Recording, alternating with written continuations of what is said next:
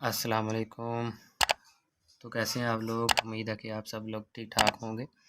आज हमने ना अगला चैप्टर जो है वो स्टार्ट करना है। पीछे जो हमने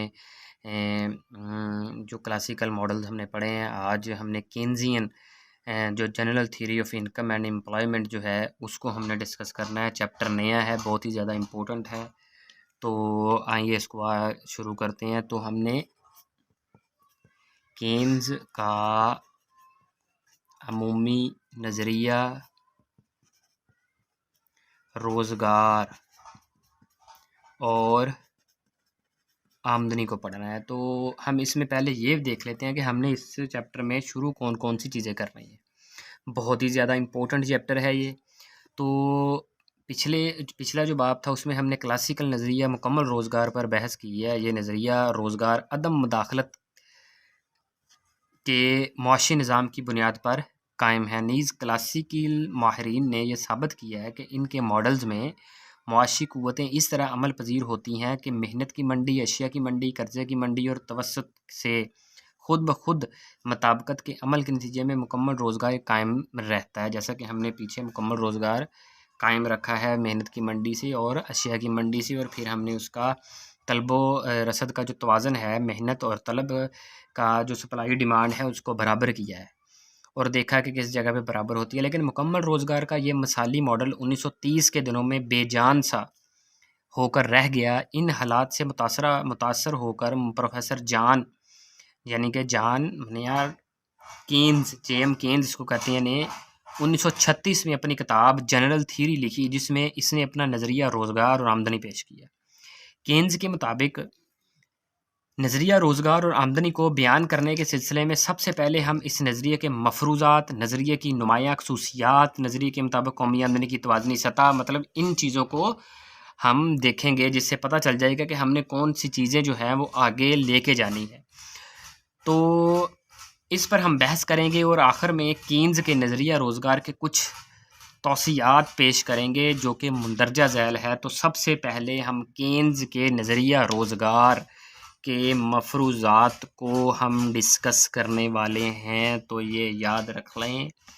हम सबसे पहले केन्स के नज़रिया रोज़गार के मफरूज़ात को हम डिस्कस करने वाले हैं, बहुत ही ज़्यादा इम्पोर्टेंट है। तो मफरूज़ात का मैंने आपको बता दिया था। तो मफरूज़ात कौन से होते हैं कि इकनॉमिक्स में जितने कानून होते हैं वो सारे अटल नहीं होते, वो हो सकता है या नहीं हो सकता पर मुश्तमिल होते हैं, प्रोबेबिलिटी पर मुश्तमिल होते हैं कि इतना चांस है, इतना नहीं है, क्योंकि ये इंसानी रवैये के मुतल्लिक है। पैसे खर्च करने का तरीक़ाकार हर बंदे का अलग अलग होता है।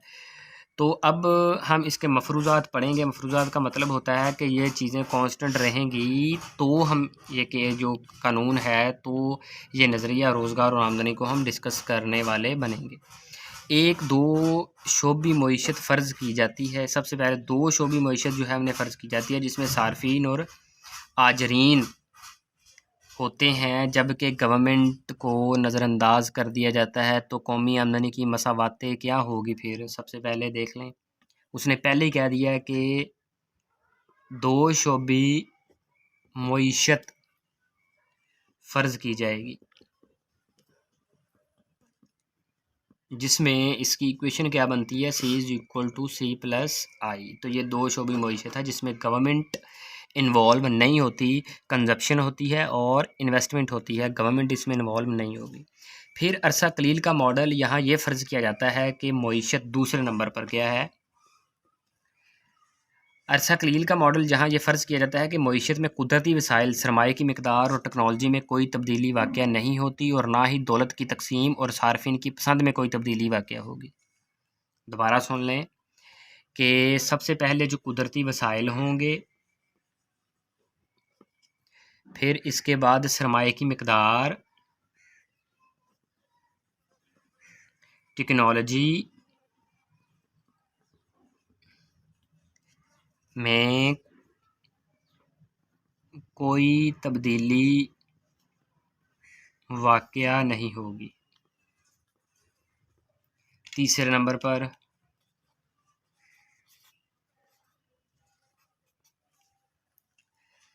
सर्फ जो हो, सर्फ के 2 अज्ज़ा होते हैं, ये मैंने आगे हम पढ़ेंगे सर्फ के कितने अज्ज़ा होते हैं। यानी कि सर्फ का मतलब कंजप्शन के 2 अज्ज़ा हैं। कौन कौन से हैं? खुद इख्तियार सर्फ, इसको हम क्या कहेंगे? CO। और तरगीब याफ्ता सर्फ, इसको हम क्या कहेंगे? BY। ठीक हो गया। ये जो CO है, CO, ये इसका आमदनी के साथ कोई ताल्लुक नहीं होता।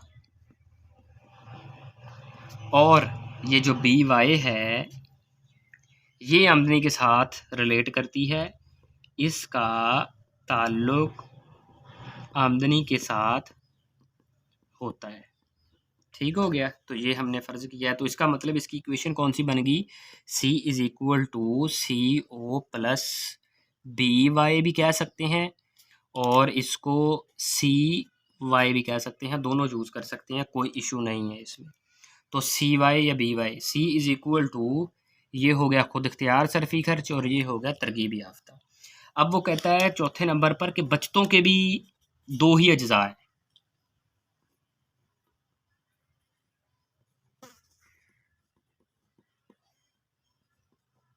कौन कौन से हैं? एक तो खुद इख्तियार, बिल्कुल सेम खुद इख्तियार बचते,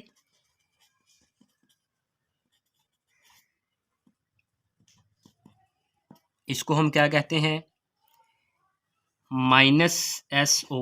अब माइनस क्यों लगाया है ये भी हम आगे पढ़ेंगे। माइनस इस वजह से शुरू में बचतें हमारी जो होती हैं वो माइनस में ही लगती हैं, क्योंकि अगर हमारी income with the passage of time जब चेंज होती है, तो सबसे पहले जब इनकम नहीं चेंज हो रही होती, तब भी जो हमारी सेविंग है वो माइनस में जाती है। तो ये हम आगे पढ़ेंगे, इसका टेंशन लेने वाली कोई बात नहीं है, मैं साथ साथ आपको समझाता जाऊंगा। जब हम सेविंग की और जो कंजप्शन है इसके खत पढ़ेंगे तो आपको पता चल जाएगा। इसका आमदनी के साथ कोई ताल्लुक नहीं होता। तो जो तरगीब याफ्ता बचतें होती हैं, तरगीब याफ्ता बचतें, उसका ताल्लुक किसके साथ होता है? इनकम के साथ। यानी कि जैसे जैसे इनकम बढ़ेगी वैसे वैसे बचत बढ़ेगी। तो S = -SO प्लस SY, ये इसकी इक्वेशन होगी। पता चले गया है? अच्छा, 5वें नंबर पर उसने क्या है? सरमायाकारी से मुराद यहाँ पर होगा खुद इख्तियार सरमायाकारी। सरमायाकारी एक ही होगी।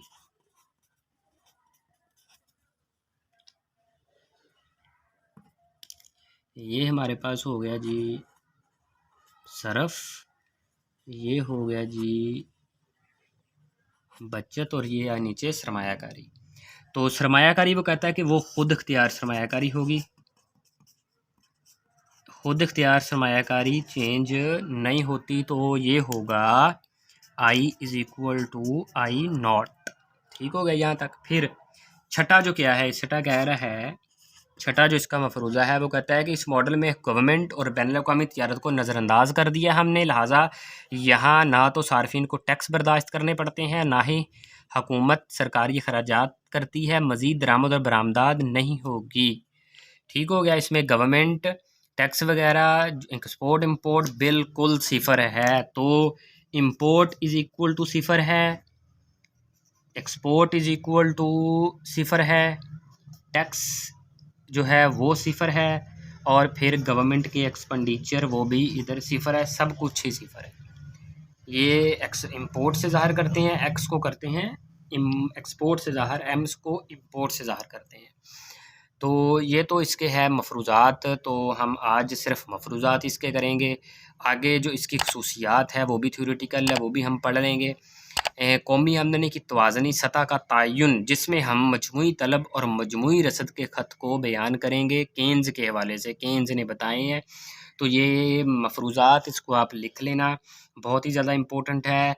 इसमें कौन कौन सी चीज़ें दोबारा मैं दोहरा देता हूँ। सर्फ़ की 2 इक़साम उसने बताई है, 2 अज्ज़ा है, एक ख़ुद इख्तियार सर्फ़ी खर्च होता है, दूसरा तरगीबी याफ़्ता सर्फ़ी। जो ख़ुद इख्तियार होता है उसका आमदनी के साथ कोई ताल्लुक़ नहीं होता, और जो तरगीबी याफ़्ता होता है आमदनी के साथ ताल्लुक़ होता है।